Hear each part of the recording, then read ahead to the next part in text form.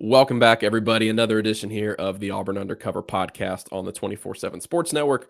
My name is Nathan King. Good to talk to you guys all again. Been out of the loop for a couple weeks on vacation, but definitely glad to be back. And there was a lot that I missed there at the start of June. Not only is it a busy recruiting month getting rolling for Auburn football, Auburn basketball starting to host camps as well, but a highly successful start to the NCAA tournament for Auburn baseball. Just a crushing. They just demolished everybody in their regional, getting wins there over Southeastern Louisiana, Florida State, and UCLA. And now they are moving on to the super regionals under Butch Thompson. Once again, they're headed to play Oregon State starting tomorrow. It'll be a late first pitch for everybody here in Central Time. But nobody better to talk about the success Auburn baseball had last week and what they are up against in Oregon State than Jason Caldwell. Nobody covers the baseball Tigers better than Jason. And so, Jason, thanks so much for hopping on today.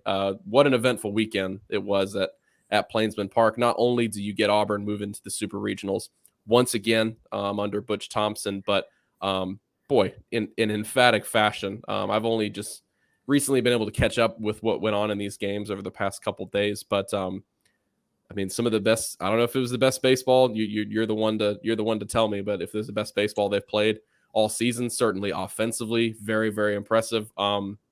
We know that this team plays well under Butch Thompson in the postseason. We know they can turn it up come postseason time, but boy, a performance like they had over a 3-day stretch, or 3 or 4 or 5-day stretch. I mean, what got into this team in their regional?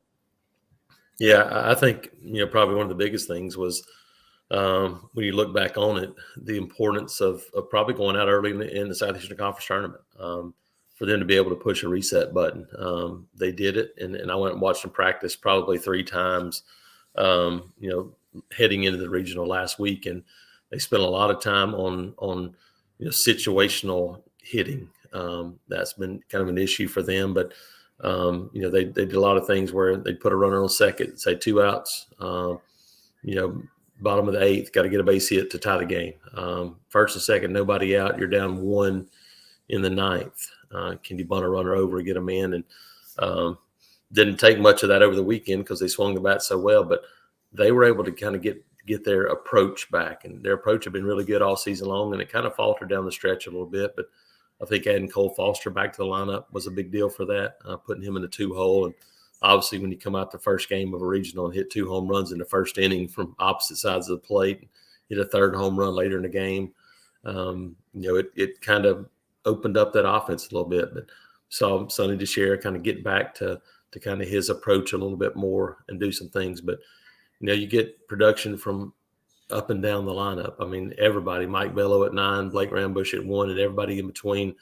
When you do that, it makes it tough. It makes it hard on a pitching staff on the other side to kind of get those outs when you got production up and down the lineup. And that's what they did. It's kind of what they've done most of the season this year. They haven't been a team that's hit a bunch of 3-run home runs, so they did some of that in the regional, but they've been able to kind of just claw and scratch and fight and get those runs in. But yeah, you look at it, from a pitching standpoint, it wasn't the greatest regional for them, but it's hard to pitch when you're up 8, 9, 10 runs every game early on, and that's kind of the way they found themselves. But yeah, it's a confident team. It's an experienced, veteran, older team that just believes, hey, we're going to find a way to get it done. And, that's obviously the challenge now as you head to face an Oregon State team that they've played really well all season long. They got some veterans, but got a lot of young players too. And so it'll be an interesting matchup. 51 combined runs for Auburn over the course of 3 games. Obviously, the best performance was a 21-7 win over Florida State. They won 19-7 over Southeastern Louisiana. And then they were up 9-0 over UCLA right before it got delayed. So you never know how much they were gonna break that one open, and continue to do that. Jason, Butch Thompson has said over the past couple days, talking about the expectations for this team. First of all, this is a team that I think has the attitude that you want to see in the postseason. It seems like they're, like you said, they're leaning on that experience. They're also playing very loose. Definitely seems like, of course, it's easy to have fun when you're scoring 51 runs in a weekend. But Butch Thompson said this is national championship or bust for this team. Just what can you say about the mentality of this team right now in the postseason? And also, you had a really interesting story on a little bit of a motivational tactic that they've got going on in the postseason right now. Tell us a little bit about that and what this team and coaching staff is doing to keep these guys playing at a high level.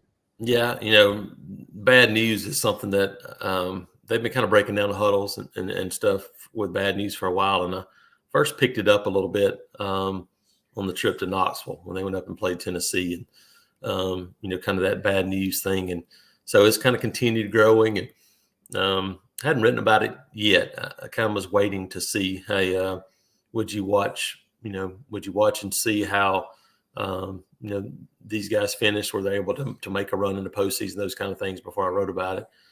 And it came back to me a little bit after that delay on Sunday night against UCLA. Brody Moore leaving the locker room. It's probably 12:30, 12:45 at night. They're up 9-0, and Brody Moore's wearing a Bad News Bears jersey.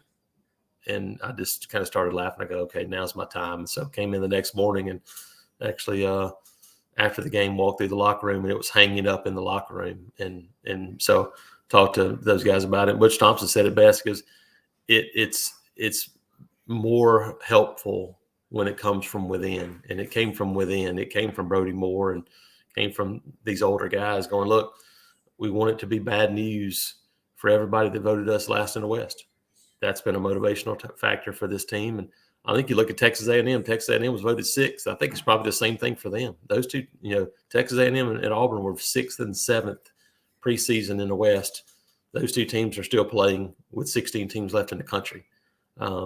It can be a big motivational tool, because there's not a lot of difference in from 2 to 8 or 9 in the Southeastern Conference. Tennessee obviously is a much different animal this season. Everybody else is pretty close to the same. It's a couple of games here or there, and Auburn made some of those plays this season, and were able to kind of put it all together, and now they're still playing. But yeah, it's been a motivational factor for this team. They've continued to kind of grow and get after it a little bit. And you got some guys that have been there, done it. I mean, Brody Moore and Case and Howell started for 4 years. Brody Moore, those guys played in the College World Series. Carson Skipper, they've been to Omaha before. And, you look at this program, the expectations from Butch Thompson, those guys, they know what buttons to push when they get in the postseason. Now, that could all end this weekend against a really good Oregon State team.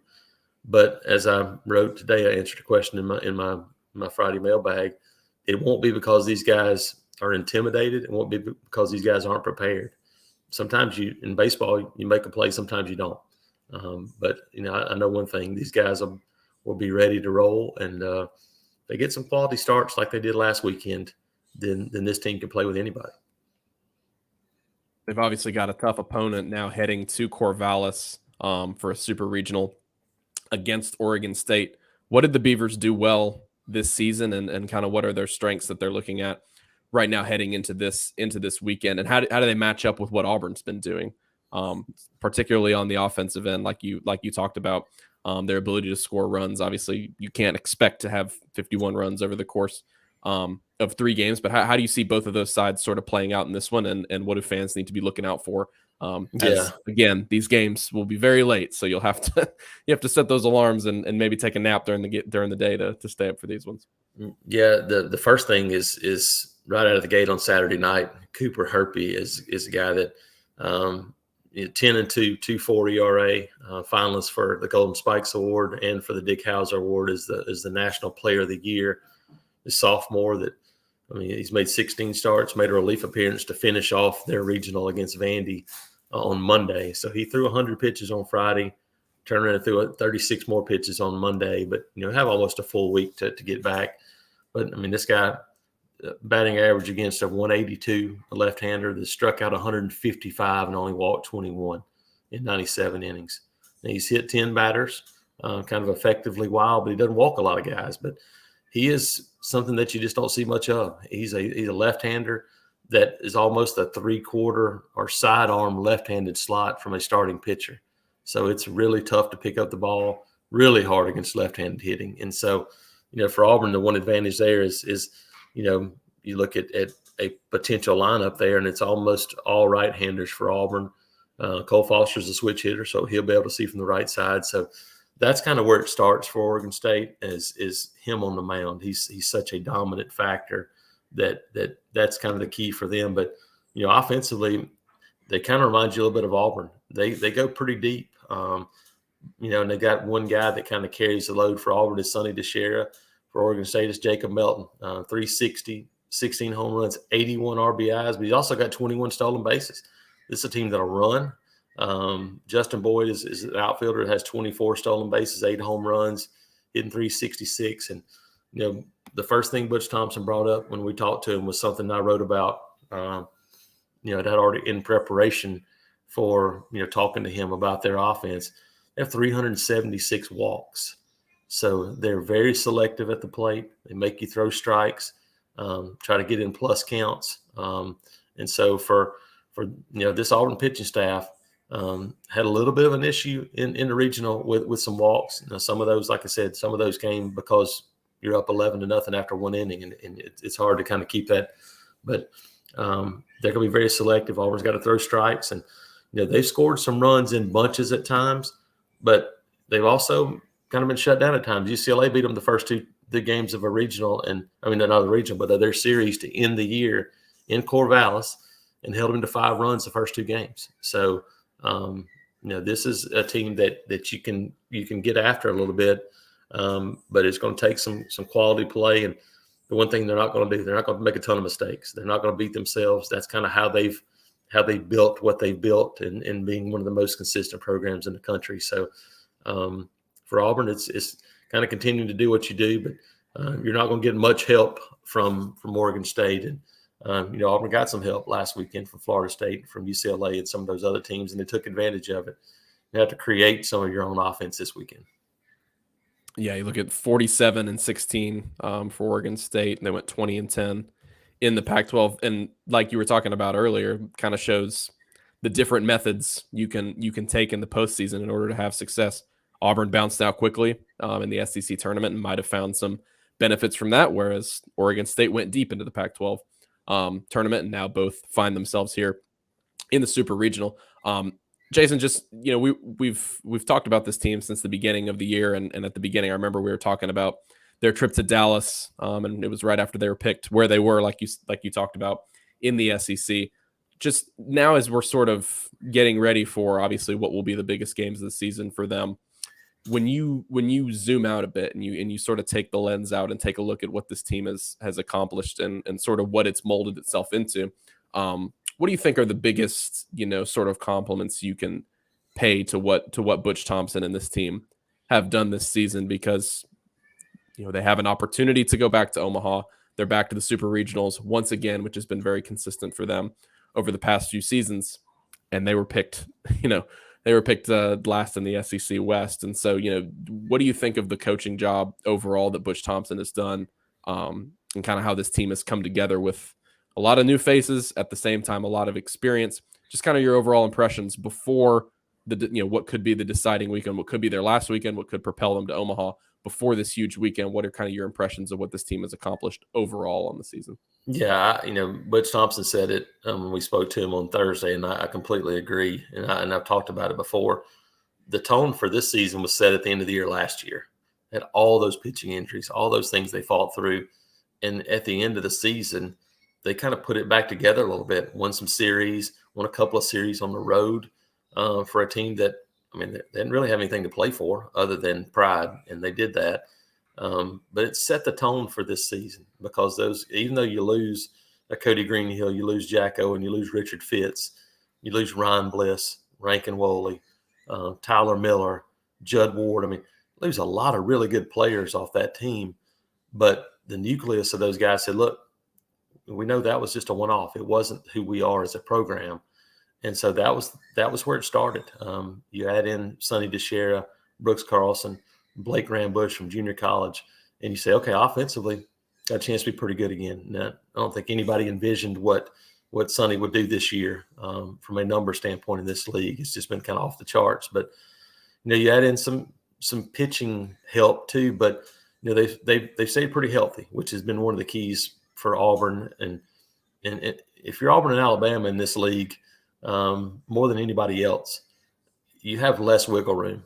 There's not a whole lot of options you have other than your first 20 to 25 guys. You don't have the depth that other teams have through lottery scholarships or through endowed scholarships to withstand a rash of injuries. So Auburn had one. Their Friday night starter, Hayden Mullins, out, done for the year.